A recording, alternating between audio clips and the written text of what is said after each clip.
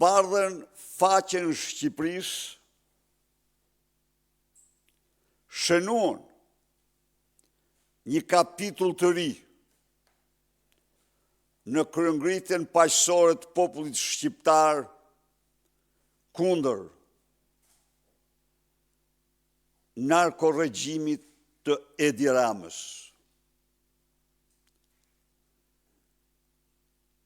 Pas 20 shkurtit të vitit 1991, 10 shkurti i vitit 2026, do të shënohet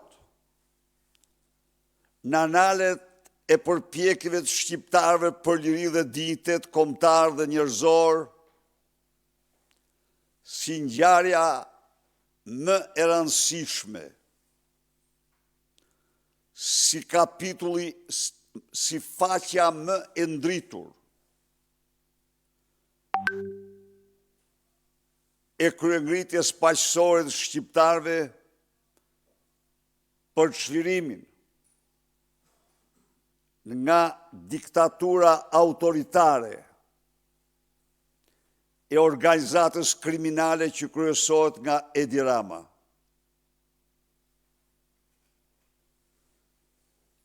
Një mirënjohje dhe nderim të pakufishëm atyre burrave dhe grave, djemve dhe vajzave, që dje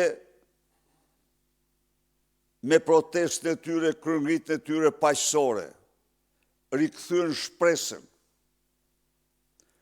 rikthyen besimin e shqiptarëve në triumfin e tyre, në fitoren e tyre mbi narkoshtetin. Shqipëria është tjetër sot. Nuk është më kurrë ajo e një dite më parë. Dhe kjo është merite e madhe e njerëzve të sakrificës, e njerëzve të idealeve, e njerëzve të gatshëm të përballen për të mbrojtur vlerat më të çmuara të njeriut. Detyrimi ndaj tyre është i pakufishëm. Protesta e djeshme bini çdo shqiptar se fitoria mbi narkoregjimin është e sigurt. Se Edi Rama është një kufom politike pakallur. Se regjimi i tij kundërmon në Shqipëri dhe në Europë dhe duhet hedhur sa më parë.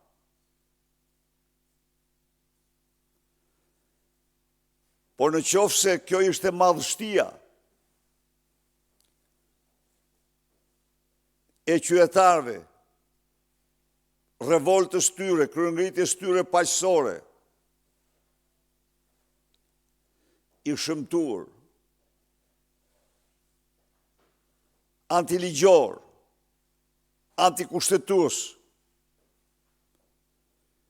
ishte reagimi i narkoqeverisë, i organizatës kriminale me në krye Edi Ramën ndaj protestuesve paqësorë.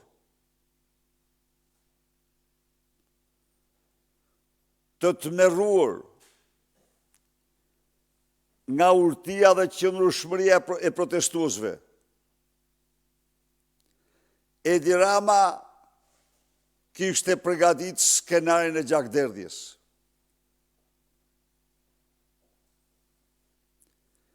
Kishte përgatitur ekzekutimin e protestuesve paqësorë në shesh. Për këtë qëllim ai kishte vënë në krye në komandë në krye të banditëve me uniformë, kriminelin famzi,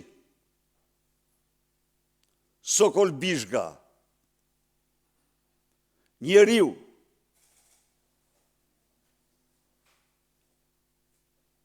që dorëzoi tek bandat oficerin e policisë Gjergj Mehmeti që ndodhej në makinë me te. Dhe ky shpëtoi kurse ati atë dogjen të gjallë banditët. Në rrugën Sarand Gjirokastër. Gjergj Mehmeti u tradhtur nga një pabes që meriton të gjitha dënimet për tradhtinë e tij. Dhe ky kriminal është sot në pozitat më të larta në policinë e Edi Ramës. Ky urdhroi snajpert të qellojnë 3 protestues. 4 protestues, të cilët në mënyrë absolute nuk po kryenin asnjë veprim ndaj policëve të rendit. Jo. Ilir Leshi, Ilir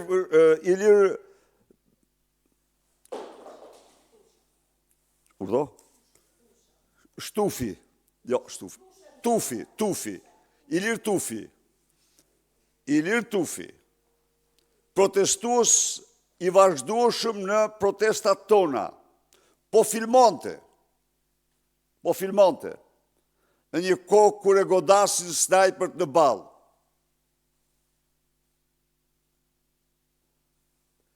Goditja me pluma, gome në kokë, provohet në shumë të raste vdekjeprurës.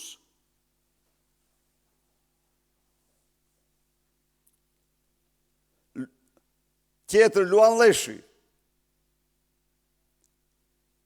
i goditur edhe ai pas një motiv, Dem Dollapi, i goditur dhe ai në kokë.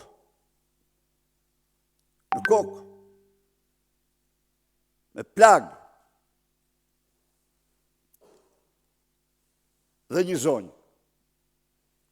Pra, janë 4 protestues të plagosur, të qelluar, 3 prej tyre në kokë. Me qëllim eliminimin fizik të tyre.